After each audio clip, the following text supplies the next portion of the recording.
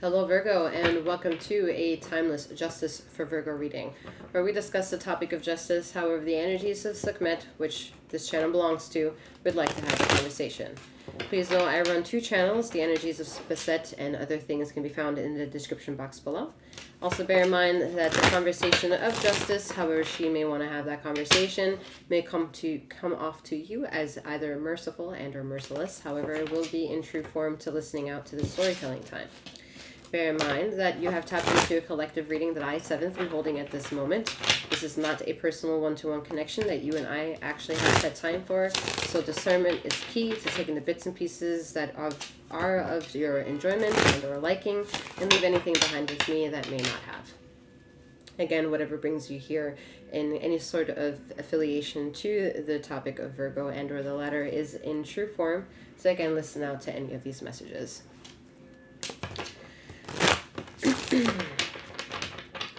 The description box below will have not only the access to my second channel, but also to my website that you can utilize to gain more information as to who I am as 7th, as well as book any services that I have made available for you.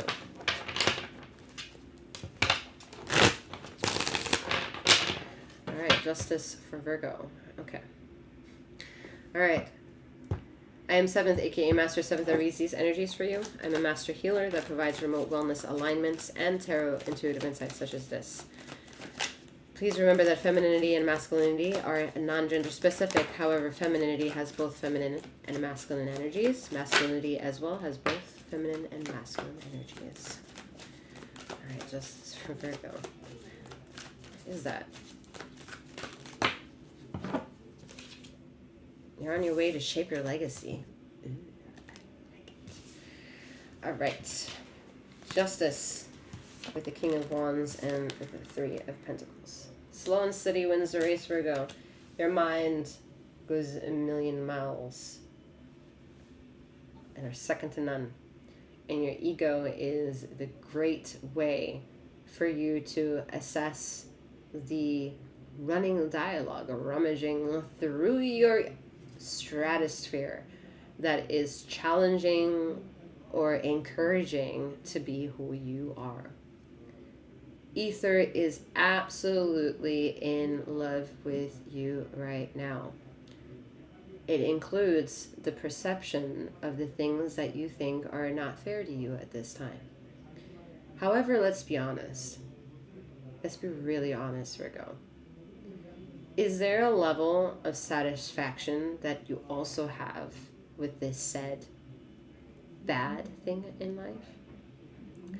I think there is a level of humbleness that is such a visceral and cathartic experience for you to always be like nose to nose of, to help remind you why not only the present moment is a present for itself, but the legacies of memories, the legacies of people coming and going, and the streamline of consciousness that they seem to have of the things they either remember or don't.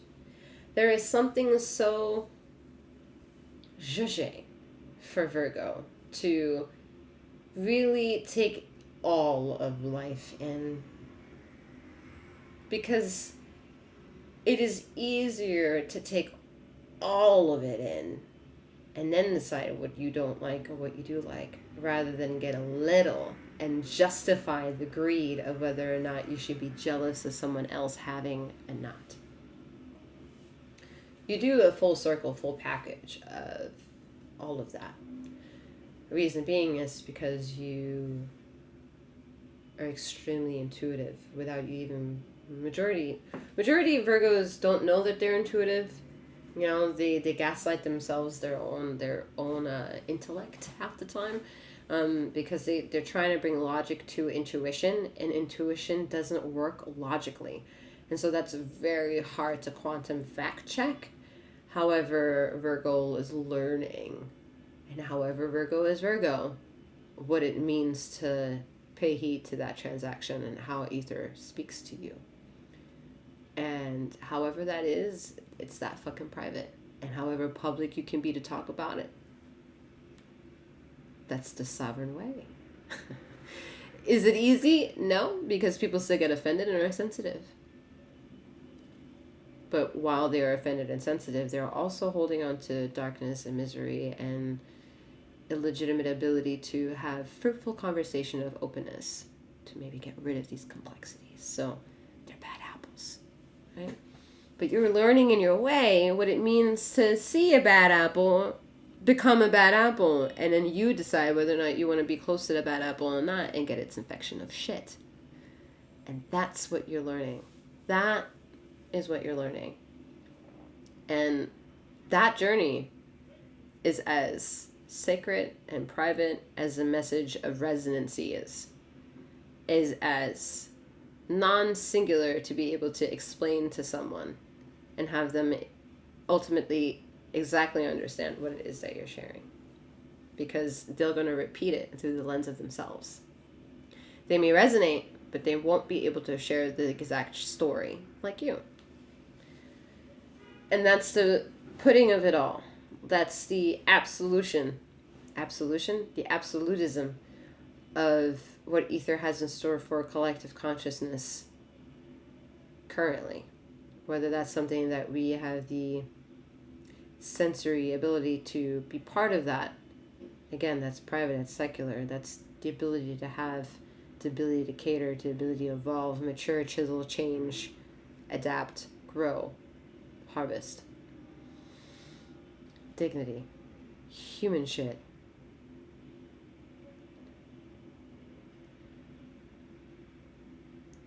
But ether is in love. Ether is in love.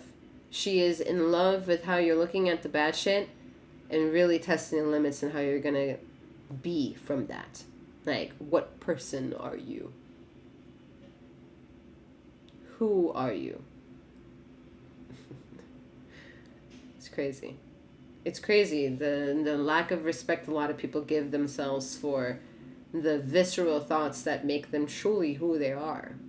Because the indoctrination that anything other than what is trying to be indoctrinated is not allowed, or bullied or bullied away, or saying it's a red flag. Like, you're not allowed to like it the way it is. It's only this way. And that's not allowed anymore in ether. Ether is allowed in her the multi-dimensional ways of showcasing herself. Like, there is no one way to paint the same thing, even if you see the same thing. So that beautiful tonality is coming viciously through the children of God, the children of creation. And you are this child. And the recess to play is becoming more and more and more technological. Quite literally. Quite literally. Because there's so many man-made things that are challenging to ether. Yet ether will always be smarter than what we think is smart by us. She's so much smarter. She's so much smarter. Like, you can go wherever the fuck you want to go, but she's going to rule the journey and the longevity. She sure is. Right? So there's something that you can't get away from, and that is being exploited, because where people were trying to get away from it before, they were taking it at home, keeping it at home, and having some double-ass lives at home. You know, one way at work, one way at home. Marriage is maybe not nice, not healthy, and they're acting out. People are leading lives, and leading lies, and that's not okay. It's not okay anymore for ether. It really is. So however she can exploit that journey through the 9 billion singular denominations, she's going to have to do this with collective sirens of bullshit. It's going to be a fucking, like, as it already has been, a wild ride.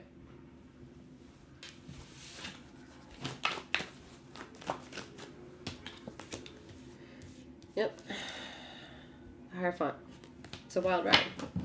There is no sense of control that you'll have. This is a fundamental, this is what it is. it's going to sound to you as 100% emotional, 100% physical, 100% spiritual. But not all three at once. This is until we get all three done. We're going to just focus on this shit until you get it. Just on that, until all three are done. And that's just the first step, because then it comes a braiding between all three. How? When? Where? How long? Longevity. Replenishment.